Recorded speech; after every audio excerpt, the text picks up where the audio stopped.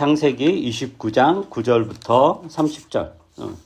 제가 읽겠습니다. 야곱이 목자들과 말하고 있는 사이에 라헬이 아버지 양떼를 이끌고 왔다. 라헬은 양떼를 치는 목동이다. 야곱이 외삼촌 라반의 딸 라헬과 그가 치는 외삼촌의 양떼를 보고 우물 아기에서 돌을 굴려내어 외삼촌의 양떼에게 물을 먹였다. 그러고 나서 야곱은 라헬에게 입을 맞추고 기쁜 나머지 큰 소리로 울면서 라헬의 아버지가 자기 외삼촌이라는 것과 자기가 리브가의 아들이라는 것을 라헬에게 말하였다. 라헬이 달려가서 아버지에게 이 사실을 말하였다. 라반은 누이의 아들 야곱이 왔다는 말을 듣고서 그를 만나러 곧장 달려와 그를 보자마자 껴안고서 입을 맞추고 자기 집으로 데리고 갔다. 야곱은 지금까지 있었던 일들을 라반에게 다 말하였다. 말을 듣고 난 라반은 야곱에게 말하였다. 너는 나와 한 피부치이다. 야곱이 한 달을 라반의 집에 머물러 있을 때 라반이 그에게 말하였다. 네가 나의 조카이긴 하다만 나의 일을 거저할 수는 없지 않느냐. 너에게 어떻게 보수를 주면 좋을지 너의 말을 좀 들어보자. 라반에게는 두 딸이 있었다. 맏딸의 이름은 레아이고 둘째 딸의 이름은 라헬이다. 레아는 눈매가 부드럽고 라헬은 몸매가 아름답고 용모도 예뻤다. 야곱은 라헬을 더 사랑하였다. 그래서 그는 제가 7년 동안 외삼촌 일을 해드릴 터이니 그때에 가서 외삼촌의 작은 딸 라헬과 결혼하게 해주십시오 하고 말하였다. 그러자 라반이 말하였다. 그 아이를 다른 사람과 짝지어 주는 것보다 너에게 짝지어 주는 것이 더 낫겠다. 그러면 여기서 나와 함께 살자. 야곱은 라헬을 아내로 맞으려고 7년 동안이나 일을 하였지만 라헬을 사랑하기 때문에 7년이라는 세월을 마치 며칠같이 느꼈다. 7년이 지난 뒤에 야곱이 라반에게 말하였다. 약속한 기한이 다 되었습니다. 이제 장가를 들게 해주십시오. 라헬과 결혼하겠습니다. 라반이 그 고장 사람들 다 청해놓고 잔치를 베풀었다. 밤이 되었을 때 라반은 큰딸 레아를 데려다가 신방으로 들여보냈는데 야곱은 그것도 모르고 레아와 동침하였다. 라반은 여종 실바를 자기 딸 레아에게 몸종으로 주었다. 아침이 되어서 야곱이 눈을 떠보니 레아가 아닌가. 야곱이 라반에게 말하였다. 외삼촌께서 저에게 이러실 수가 있습니까? 제가 그동안 라헬에게 장가를 들려고 외삼촌 일을 해드린 것이 아닙니까? 외삼촌께서 왜 저를 속이셨습니까? 라반이 대답하였다. 큰딸을 두고서 작은딸부터 시집 보내는 것은 이 고장의 법이 아닐세. 그러니 이랫동안 초래 기간을 채우게. 그런 다음에 작은 아이도 자네에게 주겠네. 그 대신에 자네는 또 7년 동안 내가 맡기는 일을 해야 하네. 야곱은 그렇게 하였다. 그가 레아와 이랫동안 지내고 나니 라반은 자기 딸 라헬을 그에게 아내로 주었다. 라반은 여종 비라를 자기 딸 라헬에게 몸종을 주었다. 야곱이 라헬과 동침하였다. 야곱은 레아보다 라헬을 더 사랑하였다. 그는 또다시 7년 동안 라반의 일을 하였다. 오늘 읽은 본문은 야곱과 라헬의 만남 그리고 이제 결혼 이야기입니다. 이게 순탄하진 않죠. 순탄하지 않은데 야곱이 위기를 극복하고 라헬과 이제 결혼을 합니다. 오늘 설교는 이 본문의 좀 그런 행간을 좀 이렇게 드러내면서 이게 어떤 이야기인가를 좀 입체적으로 좀 살펴보려고 합니다. 우선 야곱과 라헬의 첫 만남이 어떠했죠? 라헬이 양떼를 물고 이제 우물이 있는 곳으로 오죠. 그러니까 라헬의 직업이 뭐였냐면은 이제 목동이었다라고 그래요. 여잔데 라헬은 이제 집에서 살림살이만 하고 몸담장에 이렇게 치중한 그런 신경 쓰는 그런 소녀가 아니었고 아버지 라반의 양떼를 혼자서 몰고 다니며 돌볼 정도로 생활력이 이제 강한 여자였습니다. 그게 나중에 뒤에 보면 그 맥락도 나오긴 하는데 그래서 본문은 라헬을 뭐라고 소개하냐면은 양떼를 치는 목동이다라고 소개해요. 그러니까 어쩌다가 사람이 없어가지고 이렇게 맡긴 게 아니라 그 라헬의 직업인 거죠. 라헬이 양떼를 치는 목동이다라는 거예요. 그냥 심심해서 한두 번 정도 취미 삼아 한 게 아니라 그의 숙련된 직업이다라고 할 수 있습니다. 그리고 둘의 만남은 목동이라는 라헬의 직업과 이제 연관이 있는데 야곱이 라헬이 양떼들에게 물을 먹일 수 있도록 우물을 막고 있던 돌을 치워놓습니다. 당시에 이제 물이 귀한 게 아니었고 이렇게 샘이 있는 곳에 이제 우물을 파고 그리고 이제 그걸 사용하지 않을 때 거기에 온갖 이물질이라든가 잘 들어갈 수 있으니까 커다란 돌로 이제 막고 그리고 나서 이제 먹일 때는 그 우물을 사용할 때 그 돌을 치우는 방식이었는데 그 돌이 꽤 무거워서 라헬의 힘으로는 치우지 못했을 겁니다. 그래서 아마 라헬도 이렇게 그 우물을 사용할 때는 다른 목동들의 어떤 도움을 받고 그랬겠죠. 그런데 야곱이 도와줍니다. 야곱이 그러니까 야곱과 라헬의 첫 만남은 야곱이 라헬의 일을 도와주는 것으로 이제 그 첫 만남이 시작이 되죠. 그런데 이때까지도 라헬은 야곱이 누구인지 몰랐던 것 같습니다. 그냥 남모르는 친절한 사람 정도로 생각했을 것 같아요. 누구길래 이렇게 친절을 베풀지? 저 사람 누구지? 정도의 생각을 했겠죠. 그리고 야곱은 자기가 누구인가 먼저 밝히고 나서 이렇게 돌을 치워주는 게 아니라 정체를 밝히지 않고 돌을 치워주잖아요. 그러니까 야곱은 아마도 자신의 정체를 밝히기 전에 이렇게 친절을 베풀며 라헬의 이제 한심을 사려고 했을지도 모릅니다. 그러니까 라헬은 야곱이 누구인지 모르지만 야곱은 알죠. 왜냐하면 그 다른 목동들이 저기 오는 사람이 네가 찾는 그 라반의 딸이다 이렇게 이야기를 했었으니까. 그래서 이제 라헬의 양떼가 야곱의 도움으로 이제 물을 이렇게 먹습니다. 그렇게 이제 먹고 그것을 도운 야곱이 그제서야 라헬에게 입을 맞추고 기쁜 나머지 큰 소리로 울었다, 통곡을 했다라고 그래요. 근데 여기에서 입을 맞추었다는 것은 그 성적인 행동이 아니라 친교의 인사입니다. 당시 뭐 지금도 뭐 그런 풍습이 각 민족마다 있는 데도 있겠지만 당시 이제 고대 군동사에서는 환대의 법칙이 되게 중요했고 그래서 낯선 사람이 경계의 대상이 아니라 친교의 대상이다라는 걸 표현하기 위해서 뭐 볼에 입을 맞춘다거나 서로 입맞춤을 가볍게 한다거나 이게 이제 인사법이었어요. 우리는 악수 이런 걸 주로 하지만 그리고 이제 큰 소리로 울었다 그래요. 그 이유는 뭐냐? 너무 기뻤기 때문이다라고 그래요. 그러니까 여기에서 야곱의 마음이 어떠했는가 알 수 있는데 이 여행을 얼마나 두려워하고 전전긍긍했는지를 알 수 있습니다.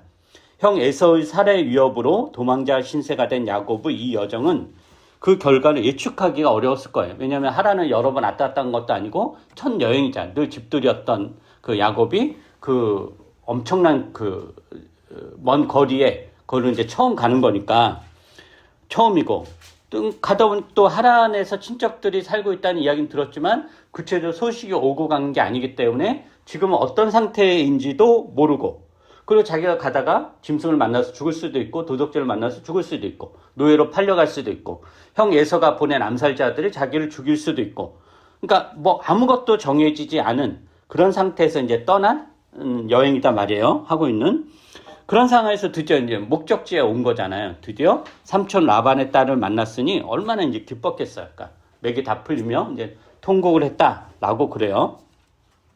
그리고 이제 야곱이 울면서 라헬에게 자신의 정체를 밝힙니다. 자기는 라헬의 아버지 라반의 조카라는 것을 이제 밝히죠. 그러니까 깜짝 놀란 라헬이 야곱과 양떼를 내버려 두고 한 걸음에 아버지 라반에게 달려갔다 그래요. 그래서 그 사실을 알려요. 라반도 깜짝 놀라서 야곱이 있는 곳으로 급히 달려옵니다.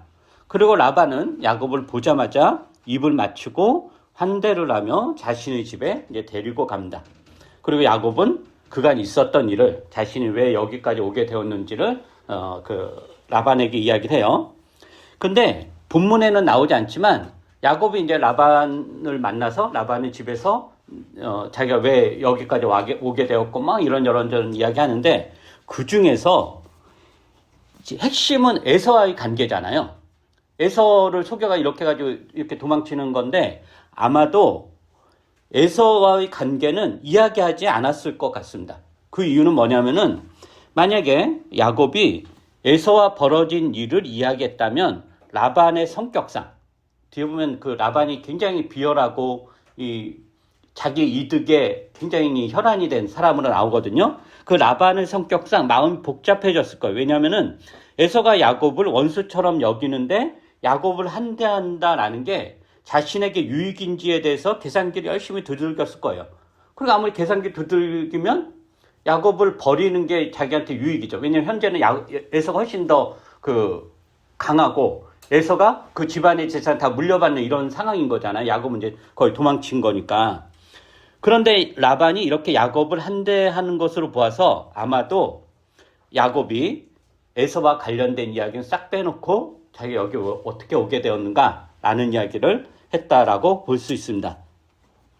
그래서 라반이 야곱을 한대하고 집에 머물 수 있게 하죠. 그런데 야곱이 그 라반이 집에 있을 때 놀면서 지낸 것 같진 않아요. 왜냐면은 14절, 15절을 보면 어떤 이야기가 나오냐면은 야곱이 한 달을 라반의 집에 머물러 있을 때 라반이 그에게 말하였다. 네가 나의 조카이긴 하다만 나의 일을 거저할 수는 없지 않느냐. 너에게 어떻게 보수를 주면 좋을지 너의 말을 좀 들어보자 라고 그래요. 그러니까 이 말을 보면은 야곱이 라반의 집에 거하면서 라반의 일을 거들면서 열심히 일을 했던 것 같습니다. 한 달 동안 뭐 막 놀고 그런 게 아니라 열심히 일을 했던 것 같아요. 그리고 열심히 일하면서 라반에게 아무런 보수도 요구하지 않고 정말 최선을 다해 일을 한 것 같습니다.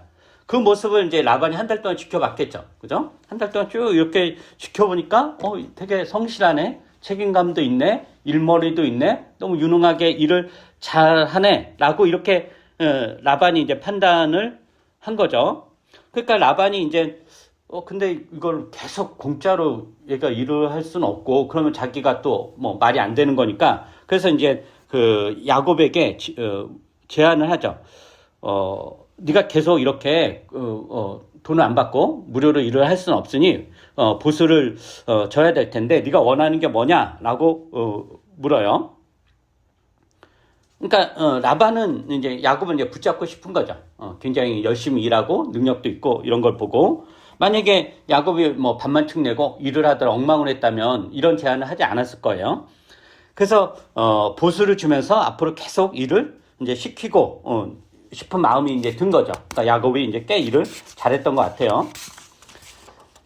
그래서 이제 야곱이 라반의 제안에 대해서 어떤 이야기를 답변하냐면은 라헬과 결혼을 하게 해달라고 그래요. 라반에게 이제 두 딸이 있었는데 첫째 딸이 레아고 두 번째 딸이 라헬이에요. 근데 야곱은 레아가 아니라 이제 둘째 딸 라헬을 이제 처음에서 라헬을 만났고 라헬을 이제 더 사랑해서 자신의 노동 대가로 라헬과의 결혼을 청해요. 그리고 야곱은 자기가 먼저 선수를 쳐요. 라반이 자신의 제안을 거절할 수 없도록 파격적인 제안을 하는데 야곱이 먼저 이야기하죠. 라헬과 결혼을 허락하면 내가 7년 동안 무보수로 일을 하겠다라고 야곱이 먼저 이야기를 해요. 그러니까 라반으로서는 매우 매력적인 제안인 거예요. 야곱이 일을 굉장히 한 달 동안 지켜보니까 너무 열심히 잘하고 성실하고 책임감 있고 유능해요. 근데 애가 7년 동안 우리 집안에서 일을 한다면 엄청난 부를 가져다 줄 거 아니에요? 엄청난 이득인 거죠. 그래서 라반은 야곱의 제안을 반갑게 받아들여서 이렇게 이야기해요. 뭐라고 하냐면은 그 아이를 다른 사람과 짝지어 주는 것보다 너에게 짝지어 주는 것이 더 낫겠다. 그러면 여기서 나와 함께 살자라고 그래요. 근데 이 답변이 굉장히 야곱을 위하는 것 같지만 자세히 살펴보면 되게 라반의 라반이 얼마나 간교한지를 알 수 있어요. 철저하게 라반은 자신의 이익에 충실합니다. 생각을 해보시면은 결혼을 하기 위해, 당시 이제 풍습에 결혼을 하기 위해서 남자는 아내 될 집안에 상당한 재물을 주어야 됐어요. 왜냐하면은 딸을 다른 집안에 시집 보낸다라는 것은 딸이 감당했던 경제적 기여를 잃는 거잖아요. 왜냐하면은 라헬이 목동으로서 라반의 집안을 일으키는 한 축을 담당하고 있었는데 그 라헬이 야곱과 결혼한다는 건 더 이상 라반의 집안이 아니라 야곱의 집안을 간다는 거니까 라반 입장 그 여자 쪽 입장에서는 손실이 되는 거잖아요. 그래서 그 손실을 보충하기 위해서 남자 측에서 이제 일정한 이제 재물을 주고 여자를 데려왔단 말이에요. 그런데 야곱은 뭐죠? 가진 것이 아무것도 없어요. 그죠? 가진 것이 아무것도 없잖아요. 그래서 라반의 입장에서 딸을 야곱의 아내로 줘야 될 이유는 전혀 없는 거예요. 그런데 야곱이 홀깃한 제안을 하는데 내가 7년 동안 무보수를 일을 해주겠다라는 거예요. 그거는 보통의 신랑이 그 신부 측에 가져다 주는 그 재물보다 훨씬 더 많은 거예요. 7년 동안 더구나 야곱이 이렇게 이제 능력이 있는 사람이었다면은. 그러니까 라반의 입장에서는 그것으로 충분한 이득이 되죠. 라헬을 보내고 대신에 야곱의 7년 그러니까 무임금 무노동을 내가 받으면 훨씬 더 나한테 이득이다라고 해가지고 이거를 허락을 한 거단 말이에요. 근데 라반이 여기에서 멈추지 않고 더 욕심을 부리는데 어떤 말을 하냐면은 그러면 여기서 나와 함께 살자라는 말을 해. 그죠? 그러면 여기서 나와 함께. 이 말은 뭐냐면은 야곱을 대릴 사위로 삼겠다라는 거예요. 대릴 사위로. 그럼 이게 야곱에 대한 사랑이 가득해서 야곱이 너무 이쁘고 야곱을 떠나보낼 수 없어서 그런 걸까요? 그게 아니에요. 야곱을 대릴 사위로 삼으면 어떻게 돼요? 딸과 사위 둘 다가 모두 라반의 집안을 위해서 경제활동을 할 수 있게 되잖아요. 그죠? 그러니까 딸을 야곱에게 주는 대가로 야곱의 7년 무보수 노동을 받는 것인데 결과적으로는 딸도 주지 않고 딸도 그냥 집안에서 일을 하게 되는 거니까 딸도 주지 않고 더 능력 있는 사위도 없고 그러니까 라반 입장에서는 꺽 먹고 알 먹기인 거죠. 이게 이제 그런 표현인 거예요. 무슨 야곱을 사랑하고 이런 게 아니라. 그런데 이제 라반의 욕심이 여기서 또 끝나지 않아요. 야곱은 이제 자기가 이제 7년 동안 나 일하겠다 이렇게 했어요. 근데 라헬을 너무도 사랑했기 때문에 표현이 어떻게 되냐면은 7년 동안 이제 열심히 일을 하는데 라헬을 사랑했기 때문에 7년이라는 세월을 마치 며칠같이 느꼈다라고 그래요.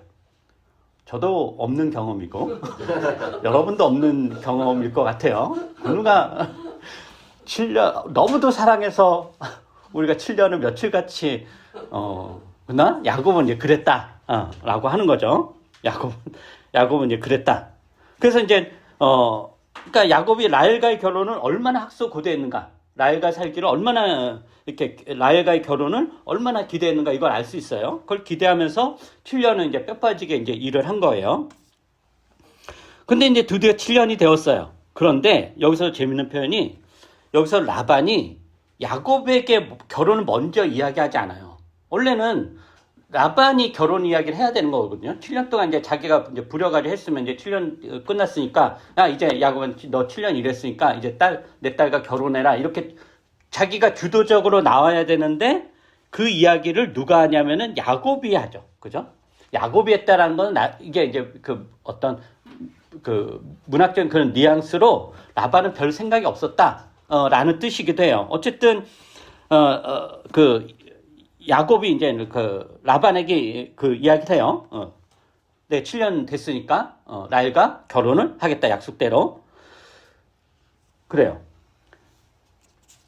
그런데 이제 야곱이 먼저 이야기하고, 그죠? 그러자 야곱의 요청에 또 보면은 라반의 답변이 없어요. 야곱이 그러잖아요. 야곱이 라반에게 약속한 기한이 다 되었습니다. 이제 장가를 들게 해주십시오. 라헬과 결혼하겠습니다. 그럼 그 다음 수순에 나오는 게 뭐냐면은 라반이 그래 좋다. 네가 열심히 했으니까 라헬과 결혼 이런 말이 나와야 되는데 이 말이 나오지 않고 라반이 뭐라고 하냐 그냥 라반의 행동만 나와요. 그냥 결혼식 잔치를 만들죠. 고장 사람들을 불러서 결혼 잔치를 베풀었다라는 이야기만 나오는데 창세기 저자는 라반의 이러한 침묵을 통해서 라반이 이 결혼에 대해 딴 생각이 있었다라는 것을 이제 간접적으로 보여주는 거예요. 아니나 다를까 이제 밤이 되었을 때 라반은 라헬이 아닌 큰딸 레아를 신방으로 들여보냅니다. 그리고 야곱은 레아를 라헬로 착각하여 레아와 동침하죠. 이게 상식적으로 이해가 안 되죠. 아무리 깜깜해도 자기가 이렇게 봤는데 어떻게 그걸 착각을 할 수 있겠어요? 아무리 어두워도 목소리만 듣고 다 알 수 있을 텐데. 근데 야곱이 이렇게 착각했다는 건 결국 어떤 뜻일까요? 야곱이 술에 취해서 인사불성이 된 거예요. 그렇게 이야기하지 않고 설명이 안 돼요. 그 말은 뭐냐면은 라반이 결혼잔치에서 야곱에게 계속 술을 먹였을 거다라고 우리가 추측을 할 수 있어요. 결혼잔치를 하면 뭐 신랑이 이제 술을 근데 적당히 마시게 하잖아요. 근데 아마 라반이 이제 레아는 이미 신방에 들어가 있고 거기서 이제 기다리고 있고 계속 야곱에게 이제 술을 먹이고 이렇게 그랬을 거예요. 그럼 이제 술 취한 김에 이제 판단이 안 되잖아요. 누가 누군지. 그리고 이제 어두운 밤중이고 그리고 아마도 레아가 무슨 말은 하지 않았을 것 같아요. 자기가 라헬로 저기 해야 되니까. 그러면서 이제 첫날 밤을 보낸 거죠. 근데 라반이 왜 이렇게 했을까라는 거예요. 라반이 왜 약속대로 라헬을 안 보내고 레아를 보냈는가? 표면적인 이유는 그거죠. 이 고장 풍습이 그렇다. 그러나 그게 아니라 결국에는 야곱을 계속 붙잡아 두기 위함입니다. 야곱이 일을 매우 잘하는 유능한 일꾼이었기 때문에 야곱을 보낸다라는 건 큰 손해. 이제 7년 됐고 라헬과 결혼하면 야곱이 라헬 데리고 떠나야 되는 거거든요. 그러니까 라반 입장에서 엄청난 이제 손해인 거죠. 그래서 큰딸 레아를 먼저 야곱에게 이제 시집을 보내요. 그리고 라반이 자기가 이렇게 할 수 있었던 자신감은 뭐냐면은 결국 야곱은 라헬을 포기하지 못한다. 라헬을 너무도 사랑하는 걸 알았기 때문에 내가 이렇게 해도 결국에는 라헬을 잡기 위해서라도 더 남아 있을 거다라는 그런 생각을 라반이 이렇게 한 거죠. 그래서 그런 의도를 가지고 라반은 레아를 라헬로 속여서 신방에 들여서 야곱과 관계를 갖게 합니다. 이제 아침에 이 사실을 야곱의 수리께서 알게 되죠. 그래서 삼촌 라반에게 항의해. 그것도 강하게 항의해요. 25절에 보면 여러 번 표현하거든요. 굉장히 세게 항의하는데 25절에 보면 야곱이 라반에게 외삼촌께서 저에게 이러실 수가 있습니까? 제가 그동안 라헬에게 장가를 주려고 외삼촌 일을 해드린 것이 아닙니까? 외삼촌께서 왜 저를 속이셨습니까? 라고 항의합니다. 근데 여기서 야곱의 항변도 재밌어요. 왜 재밌냐면은 야곱이 외삼촌 라반에게 뭐라고 하냐면은 왜 저를 속이셨습니까? 라고 그래요. 왜 저를 속이셨습니까? 형 에서를 속이며 장자의 권리와 축복을 가로챈 야곱이 이제는 속임을 당합니다. 그러니까 야곱은 자기의 이득을 위해 야곱이 취했던 방식이 이제는 자신을 곤혹스럽게 하죠. 외삼촌께서 왜 저를 속이셨습니까? 라는 표현은 앞에 보면 라반이 야곱을 보자마자 뭐라고 하냐면 너는 이제 한 피부치이다 이런 표현을 하거든요. 너는 나와 한 가족이다 라고 이야기를 해요. 근데 야곱이 외삼촌께서 어떻게 저를 속이셨습니까? 라는 말은 어떻게 우리가 가족인데 한 피부치인데 가족관계인데 어떻게 저를 속일 수 있습니까? 라는 그런 항변인 거예요. 그런데 야곱은 더했죠. 외삼촌과 조카의 관계보다 더 친밀하고 깊은 관계가 형-동생 관계 아니에요? 그죠? 형제 관계잖아요. 형제 관계에서 형을 속인 거란 말이에요. 그러니까 이런 옛말 있잖아요. 남의 눈에 눈물 내면 자기 눈에 피눈물 난다. 이런 말이 연상이 되는 거죠. 그러니까 외삼촌 라반에게 속은 것이 이렇게 원통하다면 동생에게 속은 에서의 마음은 어떠했을까에 대한 반성과 성찰이 야곱에게 있었을지는 모르겠지만 창세기 저자는 그것을 이야기를 해주는 거죠. 그래서 창세기 저자는 에서에 대한 야곱의 마음이 어떠한지에 대해서 침묵하지만 천하의 속임수 대장인 야곱도 이렇게 속아 넘어간다라는 것을 보여주므로 야곱의 어떤 속임수 인생을 굉장히 부각하는 것 같습니다. 그래서 이제 라반이 본색을 드러내요. 라반이 뭐라고 하냐면은 자기가 사는 동네의 풍습을 핑계로 자신의 행동을 정당합니다. 우리 고장에서는 우리 고장의 법에 따르면은 큰 딸을 두고서 작은 딸을 시집 보내는 건 아니다 라고 하면서 자기도 어쩔 수 없이 레아를 들여보냈다라고 그래요. 그리고 이 말이 거짓이라는 것이 야곱도 알았을 거예요. 그런 말에 이렇게 속아 넘어갔겠어요. 그리고 라반의 마음이 진심이었다면, 그러니까 고장의 법을 지켜 이게 정말로 진심이었다면은 레아를 라헬로 속여서 야곱과 첫날 밤을 치르게 하지는 않았을 거예요. 그 전에 야곱에게 먼저 이 고장의 법이 이러이러해서 레아와 먼저 결혼을 하라고 했거나, 그리고 7년 동안 이렇게 노동하는 기간이 있었으니까 7년 동안 그 7년의 기간 레아를 다른 사람과 결혼을 시켰을 수도 있었을 거 아니에요? 근데 라반이 그런 액션을 전혀 이렇게 취하지 않는단 말이죠. 그래서 라반의 이런 마음이 진짜 본심이 아니라 그냥 입에 발린 그런 말이다 라는 것을 우리가 알 수 있습니다. 라반이 이제 그러니까 야곱과 레아가 이미 동침을 하고 나서 그 다음에 이제 이 이야기를 또 하는 것도, 만약에 라반의 마음 진심이었다면 그 전에 이야기했겠죠. 근데 이미 동침하고 나서 이야기하는 거니까 이거 야곱도 어쩔 수 없이 자신의 제안을 받아들일 수밖에 없는 거예요. 왜냐하면 레아와 관계를 했으니까 야곱 입장에 레아를 책임져야 되잖아요. 자기가 책임지지 않으면 레아는 평생 그냥 이렇게 불명예스럽게 이렇게 살아야 되는 거니까. 그러니까 이런 모든 것들을 계산해 두고 라반이 이런 행동을 한 거죠. 그리고 라반은 야곱이 라헬을 사랑한다라는 거, 포기할 수 없다라는 것을 알기에 라헬과 결혼할 수 있는 조건을 제시하는데 그게 뭐냐면은 7년 동안 자기 집에서 일을 해야 된다라는 거예요. 그래서 27절에서 라반이 야곱에게 뭐라고 하냐면은 그러니 이래 동안 초래 기간을 채우게 그런 다음에 작은 아이도 자네에게 주겠네. 그 대신에 자네는 또 7년 동안 내가 맡기는 일을 해야 하네 라고 말하면서 본색을 진짜 자기 본색을 이렇게 드러내죠. 원래 이 7년이라는 기간은 라헬과 결혼하기 위해서 야곱이 먼저 제안했던 거잖아요. 라반이 이야기했던 게 아니라. 그런데 이제는 라반이 야곱에게 라헬과의 결혼을 위해서 7년을 더 일해야 된다라고 제안을 한 거죠. 그러니까 라반의 술수에, 이 속임수에 야곱이 이제 꼼짝없이 이제 당하는 거죠.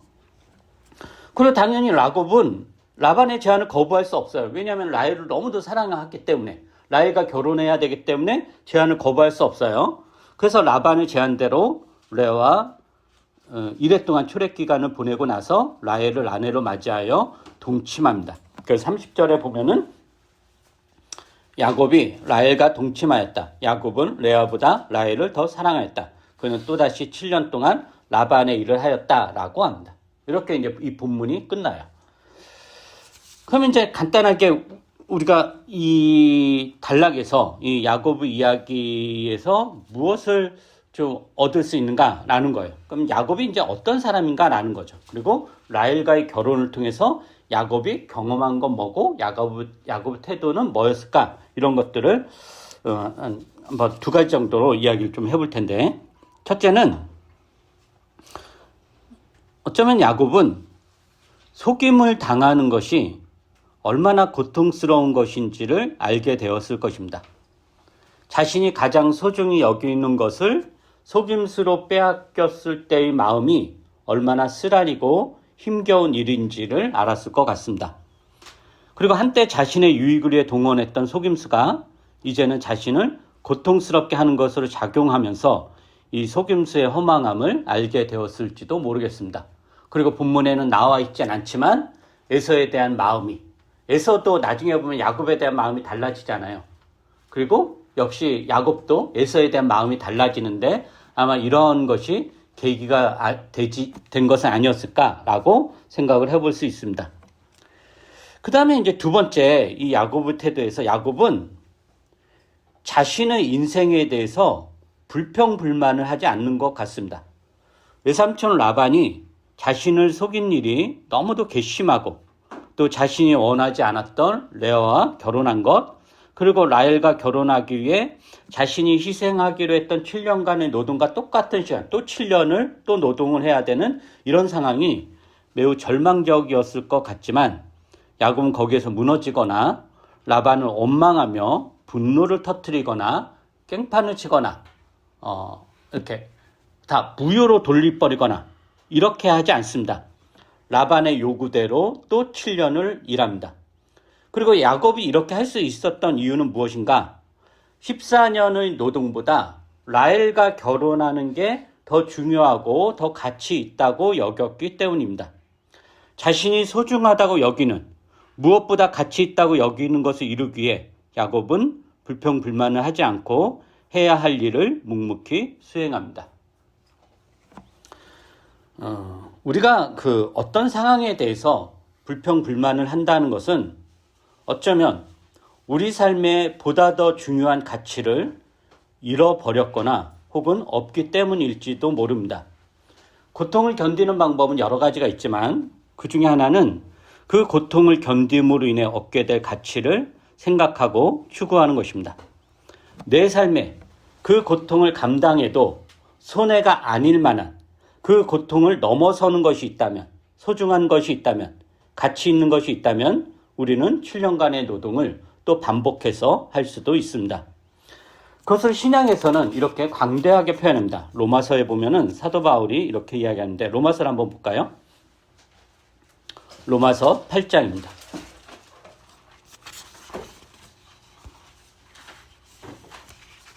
여러분이 한번 읽어보시기 바랍니다. 로마서 8장 18절부터 25절입니다. 로마서 8장 18절부터 25절 시작. 이제 우리가 걷는 것보다는 장차 우리에게 나타날 영광의 것이 아무것도 아니라고 나는 생각합니다. 시청으로 하나님의 자녀들이 나타나기를 간절히 기다리고 있습니다. 시청의 후에 굴복했지만 그것은 자유를 그렇게 한 것이 아니라 굴복하게 하신 그분이 그렇게 하신 것입니다. 그러나 소망은 남아 있습니다. 그것은 곧 피조물도 썩어짐의 종살이에서 해방되어서 하나님의 자녀가 누릴 영광된 자유를 얻으리라는 것입니다. 모든 피조물은 이제까지 함께 신음하며 함께 해산의 고통을 겪고 있다는 것을 우리는 압니다. 그뿐만 아니라 저절에 앞서 성령을 받은 우리도 자녀로 삼아주실 것을 곧 우리 몸을 속량하여 주실 것을 고대하면서 속으로 신음하고 있습니다. 우리는 이 소망으로 구원을 얻었습니다. 눈에 보이는 소망은 소망이 아닙니다. 보이는 것을 누가 바라겠습니까? 그러나 우리가 보이지 않는 것을 바라면 참으면서 기다려야 합니다. 그 사도 바울은 우리가 현재 당하는 고난과 장차 우리에게 나타날 영광을 비교합니다. 그 영광에 비하면 현재 당하는 고난은 아무것도 아니다 라고 합니다. 지금은 신음하고 있고 함께 해산의 고통을 겪고 있지만 장차 우리는 출산이라는 영광된 자유를 누릴 것이기에 지금은 견딜 수 있다라고 합니다. 그러기에 우리는 이 세상을 참으면서 기다리는 마음과 태도로 살아가야 된다라고 합니다. 그렇다면 여러분의 가치는 무엇인가요? 이 세상의 돈, 재물, 권력, 명예, 다른 사람보다 더 잘나고 앞서가는 것, 이게 여러분의 가치인가요? 그렇다면 여러분은 지금의 고통을 견디지 못할 것입니다. 지금의 고통을 견디는 방법은 그것을 넘어서는 가치를 붙잡고 그것을 희망하며 살아가는 것입니다. 여러분의 가치는 무엇인가요? 기도하겠습니다.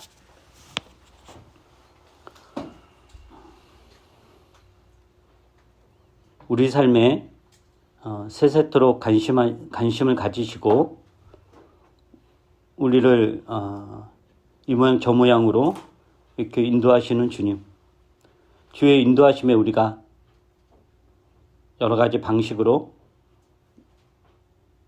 또 여러 가지 마음으로 우리가 응답을 하면서 이렇게 살아가고 있습니다. 때로는 욕심이 우리 눈앞을 가려서 헤매기도 하고 가끔가다 주님이 주시는 그 한 줄기 빛에 눈을 돌려서 우리의 삶을 돌아보기도 하고 그러다 다시 어두컴컴한 길을 걷기도 하고 이렇습니다.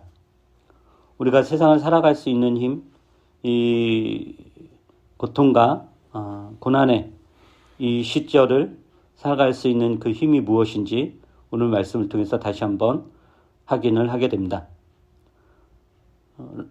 야곱이 7년 또 7년, 그 14년의 그 험난한 노동을 견딜 수 있었던 이유는 그것을 넘어서는 소망, 가치를 붙잡고 있었기 때문인데 우리에게도 그러한 것이 있는지 돌아볼 수 있도록 도와주시옵소서. 특히 사도 바울의 그 말씀을 근거로 우리의 신앙이 또 하나님에 대한 우리의 마음이 이런 우리의 가치를 어떻게 만들어내는지 이런 것도 우리가 돌아볼 수 있게 해 주시옵소서. 감사드리며 예수님 이름으로 기도합니다. 아멘.